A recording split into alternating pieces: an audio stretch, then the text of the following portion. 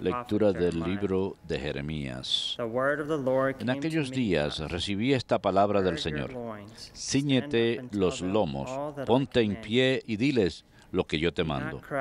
No les tengas miedo, que si no, yo te meteré miedo de ellos. Mira, yo te convierto hoy en plaza fuerte, en columna de hierro, en muralla de bronce, frente a todo el país, frente a los reyes y príncipes de Judá, frente a los sacerdotes y a la gente del campo. Lucharán contra ti, pero no te podrán, porque yo estoy contigo para librarte, oráculo del Señor.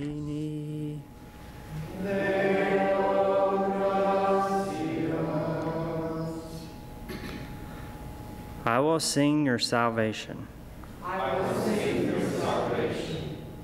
In you, O Lord, I take refuge. Let me never be put to shame.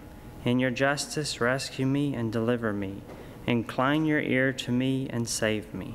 I will sing your salvation. Be my rock of refuge, a stronghold to give me safety. For you are my rock and my fortress. O my God, rescue me from the hand of the wicked. I will sing your salvation. For you are my hope, O Lord, my trust, O God, from my youth. On you I depend from birth. From my mother's womb you are my strength. I will sing your salvation. My mouth shall declare your justice, day by day your salvation. O God, you have taught me from my youth. Until the present, I proclaim your wondrous deeds. I will sing your salvation.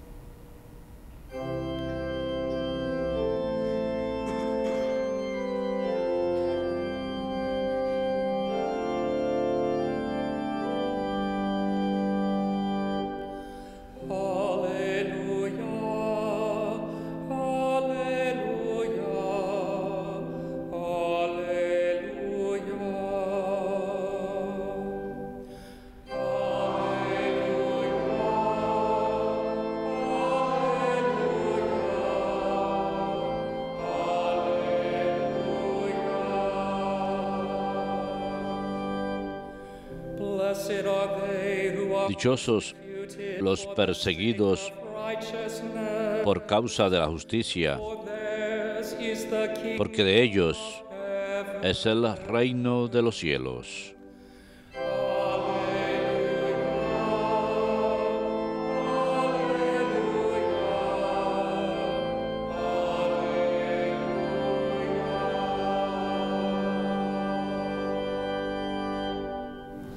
Dominus vobiscum.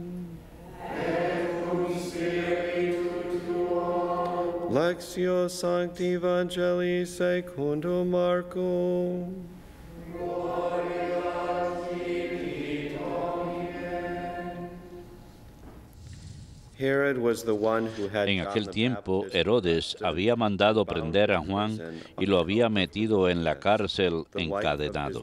El motivo era que Herodes se había casado con Herodías, mujer de su hermano Felipo, y Juan le decía que no le era lícito tener la mujer de su hermano. Herodías aborrecía a Juan y quería quitarlo de en medio. No acababa de conseguirlo porque Herodes respetaba a Juan, sabiendo que era un hombre honrado y santo, y lo defendía. Cuando lo escuchaba, quedaba desconcertado y lo escuchaba con gusto.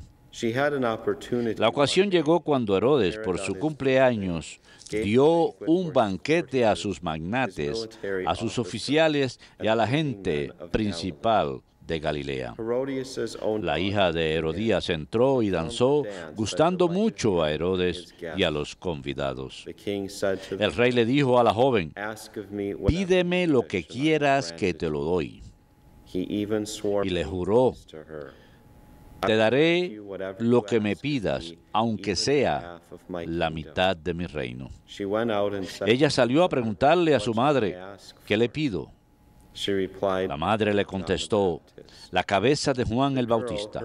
Entró ella enseguida a toda prisa, se acercó al rey y le pidió, quiero que ahora mismo me des en una bandeja la cabeza de Juan el Bautista. El rey se puso muy triste, pero por el juramento y los convidados no quiso desairarla. Enseguida le mandó a un verdugo que trajese la cabeza de Juan. Fue, lo decapitó en la cárcel, trajo la cabeza en una bandeja y se la entregó a la joven. La joven se la entregó a su madre. Al enterarse, sus discípulos fueron a recoger el cadáver y lo enterraron. Verbum Domini.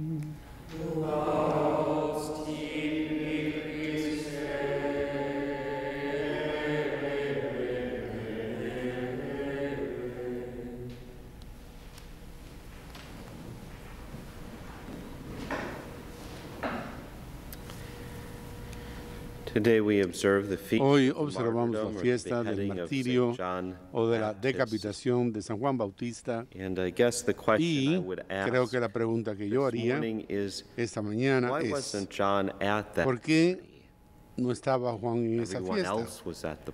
Todo el mundo estuvo en esa fiesta y él, ¿por qué no? ¿Por qué no fue invitado a la fiesta? Esta figura religiosa se sintió perplejo. Herodes cuando escuchó hablar, pero había algo que le atraía a él acerca de San Juan. Nosotros hoy día no invitaríamos a una persona interesante en la sociedad, alguien que sería una persona que lo habla elocuentemente, lo hubiéramos tenido a él, a una persona como él en nuestra fiesta. La pregunta sería, ¿y por qué? ¿Por qué no estaba Juan en esa fiesta? Y quizás es porque él sabía algo que nadie más supo. O es que todo el mundo también sabía que estuvo presente en la fiesta, lo que sabía Juan. Sin embargo, no eran una amenaza, no iban a decir nada. No hicieron que Herodes y Herodías se sintieran culpables. Tengo la sensación de que fue esta segunda cosa. Todos los demás en esa fiesta sabían quién era Herodes, quién era Herodías. Sabían que Felipe era el medio hermano de Herodes y que Herodías había sido su esposa. Algunos dicen que Herodías también era la hija del otro hermano de Herodes. Así que de lo que estaba escuchando acusar Juan a Herodes es que había tomado a la persona que se casó con él, que era su sobrina, y era adulterio porque estaban viviendo en una relación incestuosa. Herodías respondió de que la forma que hubiera respondido cualquier persona, ella se sintió amenazada. No estoy canonizándola a ella, no estoy defendiéndola. Sin embargo, si nos colocamos en esa situación, es así como responderíamos. Ella sintió que si yo respondo a lo que Juan está diciendo, quiere decir que yo tendría que dejar el palacio, perdería mi comodidad, sería eliminada de esta relación en que yo quiero seguir viviendo. Por lo tanto, tuvo que lidiar con la culpabilidad que sentía Herodías y Herodes también, y la gente lidia con esto de diferentes formas. Sin embargo, lo mismo sucede hoy día. ¿Cuántos de nosotros en nuestra propia familia lidiamos con situaciones similares? Esto no es algo que haya sucedido solo una vez en la historia. Nosotros todos sabemos de situaciones que no debían ser como son. Y que si uno se atreve a ser Juan Bautista, uno no ni tiene que decir nada. Sencillamente mirar y decir, pero ¿qué diría la gente? No se debe juzgar. Así es lo que le diríamos a Juan Bautista, no juzgues. Una buena palabra que se utiliza hoy en día es negativa. Eres tan negativo. Por decir que alguien está viviendo en pecado, diciendo que alguien va a ir al infierno, o por decir que hay una situación en que no es tan buena para ellos. Somos tan negativos. Así es como yo crecí, oyendo decir a mi madre, se le decía lo negativa que era, pero era para mi ventaja esto. Yo estaba haciendo algo que no quiero que nadie me diga que no debo hacer, ni hacerme sentir culpable. Así que yo podía implicar, eres tan negativo. Pero tenemos que decir la verdad. Es por eso que Juan Bautista es considerado mártir, el que murió por Cristo. Él murió por la verdad. Y la verdad es que Jesús es la verdad. Murió como testigo de esa crisis que trajo Cristo al mundo. Muchas veces, yo quiero decir esto, hay muchos de nuestros oyentes que están en situaciones irregulares en sus matrimonios, y antes de apagar la televisión, no estoy aquí hoy día para condenar, sino que quiero que no cambien el canal todavía. No quiero que apaguen el televisor tampoco, porque la iglesia puede asistirles, como hizo San Juan Bautista, que él quería ayudar a Herodes y a Herodias y remediar así su situación. Así que con frecuencia escuchamos por parte de parejas en esta situación este tipo de frase que la iglesia no comprende las maneras del corazón. Se supone que enseñemos la doctrina y uno no se preocupa acerca de enamorarme. Bueno, el tú enamorarte puede ir en contra de la enseñanza moral de la iglesia. O hay esta acusación que se le lanza a uno: la iglesia no tiene que preocuparse con lo que sucede en mi alcoba. Yo diría tres cosas en respuesta a esas acusaciones. Primeramente, la iglesia comprende el corazón humano muy bien. Y un sacerdote, trátese de una persona joven o no, tiende a entender el corazón humano bien. ¿Y por qué? Porque tenemos un corazón humano.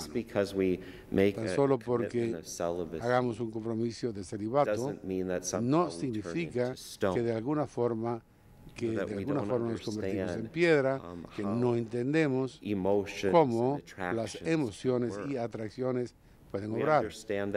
Comprendemos eso muy bien. Mucha gente acude a nosotros en el confesionario en pedir orientaciones y entendemos cómo funciona el amor. Yo puedo hacer películas basadas en las relaciones que escuchamos y las permutaciones y la forma en que la gente se propone unos a otros para casarse. Si Hollywood me llamara, yo diría, hay formas fantásticas en que la gente se le ha ocurrido proponerse, así como romper.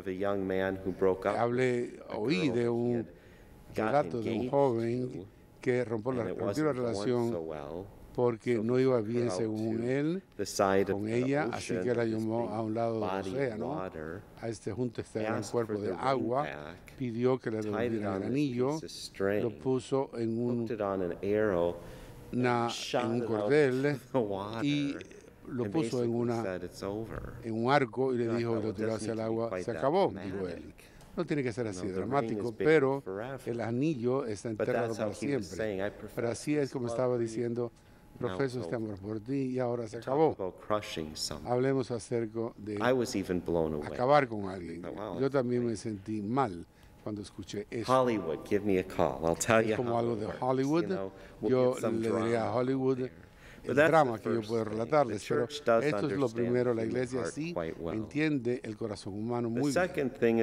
Lo segundo es que yo diría que la iglesia comprende el alma inmortal del hombre, inclusive más mejor, porque no solo comprendemos el corazón humano, sino que entendemos las obras del designio de Cristo para el alma inmortal de cada persona. Y en tercer lugar, la iglesia no está tan preocupada por tu alcoba como pensarías tú. Muchas personas piensan que es algo fascinante.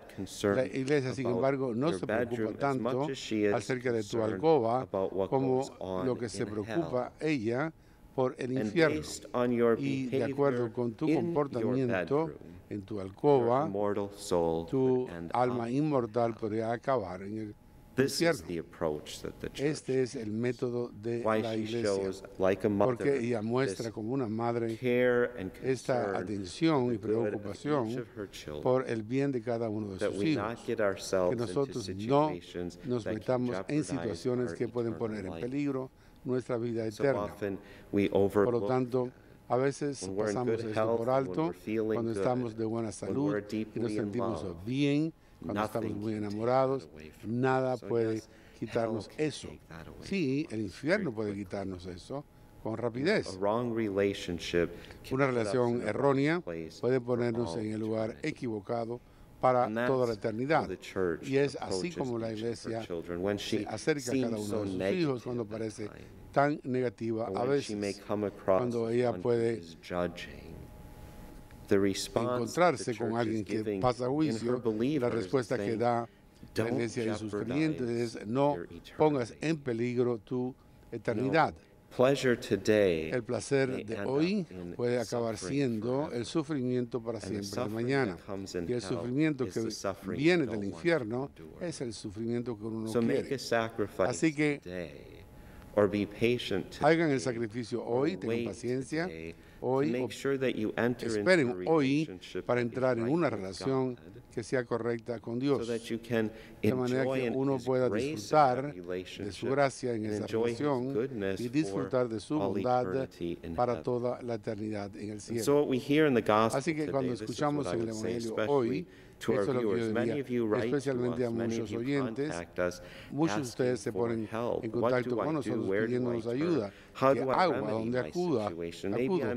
¿Cómo puedo remediar esta situación? Quizás yo esté en una relación por más de 20, 25, 40 años.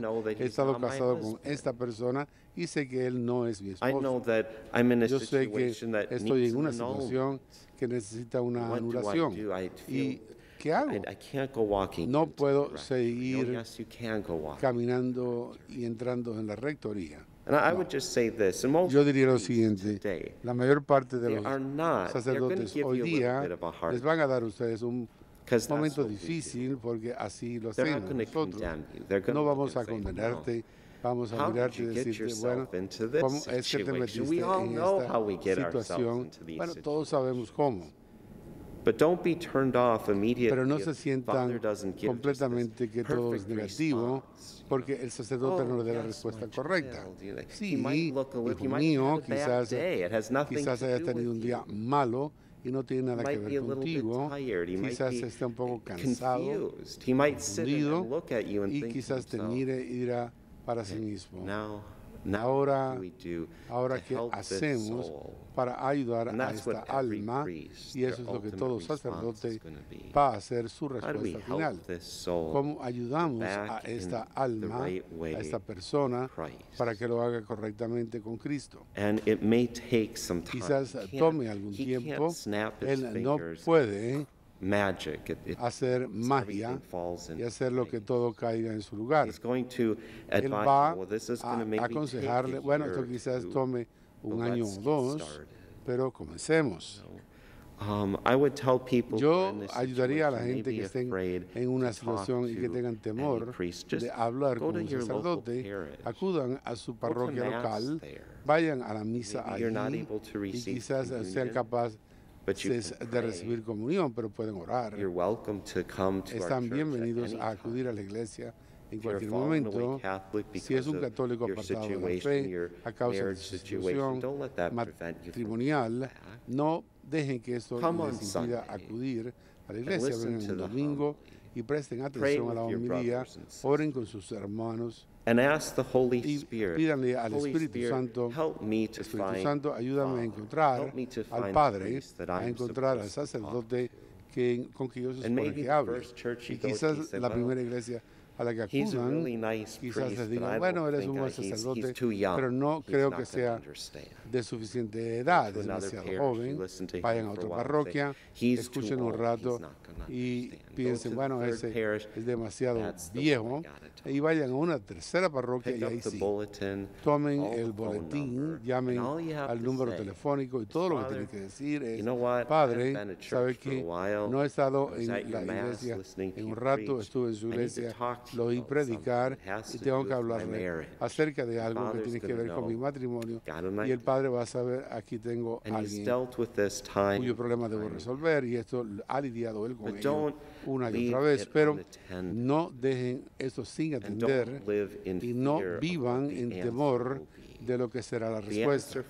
La respuesta del parte del Padre no va a ser, no hay nada que hacer, eres maldecido, eres maldito. Esa va a ser, no va a ser su respuesta. Él va a decir, he aquí cómo tenemos que solucionar este problema paso a paso.